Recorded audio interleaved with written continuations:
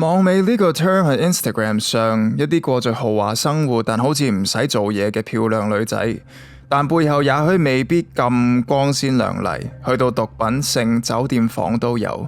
最近就有一個咁樣嘅悲劇出現，主角係31歲護理系女神謝佑心。有趣，佢嘅名字又意思係勸人飲食，最後亦係因為食導致佢嘅死亡。而佢被揾到冇氣息嘅赤裸身軀喺馬來西亞，亦係同最出名 YouTuber 黃明志喺同一房間入面，最後亦揾到毒品。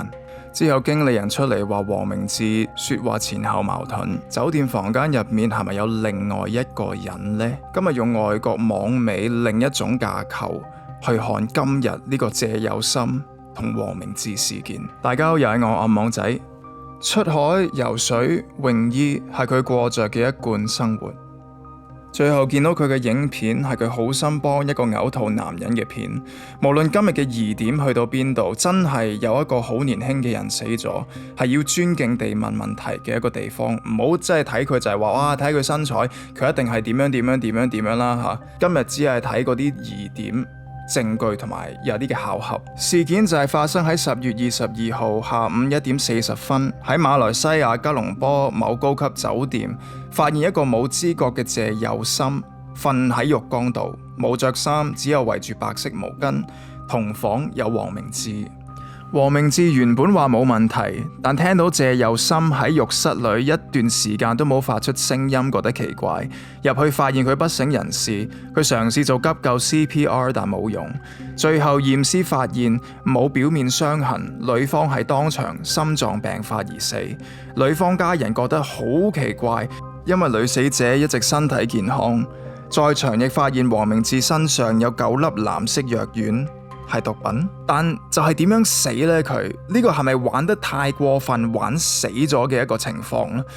台灣年輕人對一個佢哋年輕女生去馬來西亞咁樣死咗，感到有一定嘅憤怒，所以佢哋常用嘅討論區 Dcard 上有比主流媒體更大膽嘅見解。好奇這些網美常常話去外國工作，到底係哪些工作啊？好聽就係話外國工作，實質就係外國做雞。就係高級妓女咯，被金主爸爸糖果爹哋玩就死咗，亦都有人爆料啦，話係飲咗神仙水過量飲到死咗。如果唔係31歲正值壯年，前幾日點會突然之間猝死啊？但我就最留意呢一句，身邊有人冇一個敢講原因。嗰啲唔敢講真相嘅朋友係咪包括黃明志呢？因為當中嘅金主爸爸，佢哋話唔係黃明志，好多人相信佢只係呢啲所謂扯皮條事件嘅一個中介咁樣嘅角色。其實金主係另外一位據稱嘅黃先生，呢個係疑點一。係邊個根據黃明志自己所講喺度恐嚇緊佢呢？呢件事件發生之後，呢個係疑問二，而佢又點樣死呢？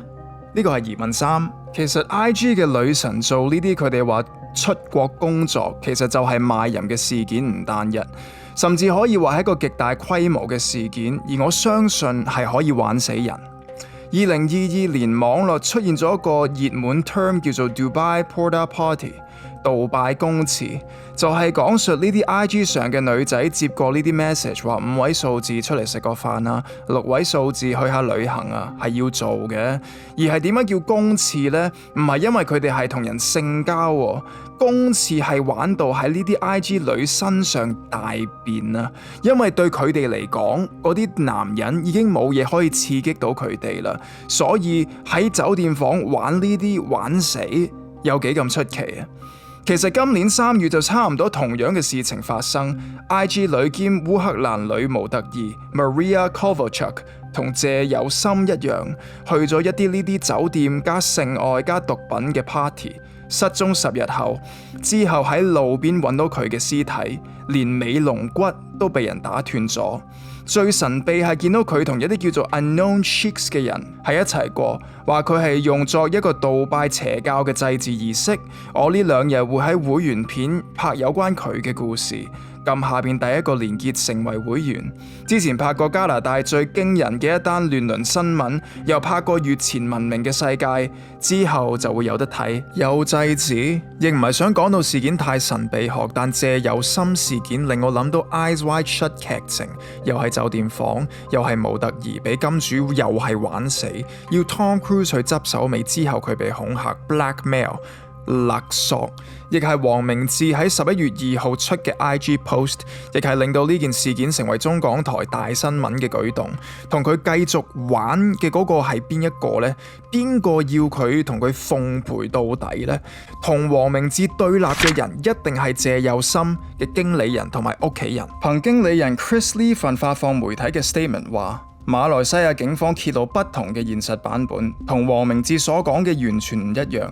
Chris 聘請私人調查人員去查此事，先發現黃明志有唔同嘅版本出嚟，係唔係想保護自己或者某人呢？好明顯呢單 case 唔簡單之餘係有兩方，而黃嗰方背後係黃姓 CEO。今年7月，謝有心揭露自己被知名的黃姓 CEO 追求有5年嘅時間，成為新聞後一度講嗰位被叫壞 CEO 嘅人。有趣，我揾到佢8月1號又有同人爭執，又話受到威脅，睇得出呢啲逆境嘅情況，佢都少會去屈服。係咪到最後佢咁樣嘅性格喺嗰間酒店房唔肯就範某一啲嘅事情，就導致佢最後嘅死亡呢？而如果黃明志真係保護某啲人，嗰個人一定係要好強大嘅勢力，因為佢有機會自己被告藏毒嗰9粒藥丸，最高刑罰可以死刑。而家最新新聞甚至話佢係改大馬為謀殺罪去做呢一件事，相信已經同馬來西亞政府有不少嘅牙齒印。佢要隱藏一啲嘢，俾自己喺個險境當中，一就係為咗自己脫罪，二就係幫一個好有權力嘅人脫罪。而 Chris 係咪已經知道死因係唔簡單？因為佢死因係心臟病，其實31歲好奇怪，同埋都冇講導致心臟病嘅到底係啲乜。好多留言都話咁樣嘅人死咗都算啦，對社會冇任何貢獻，或者更難聽嘅說話都有講過。我想俾大家睇7月10號呢一張照片，謝有心作為護理師，即係護士嘅一啲點滴。至少呢一個佢唔係假嘅。佢寫：我唔係啲乜嘢嘅聖人，但我有我嘅經歷。或許我可能唔係你印象中嘅傳統護理師，但呢條路我有走過，亦深刻感受過。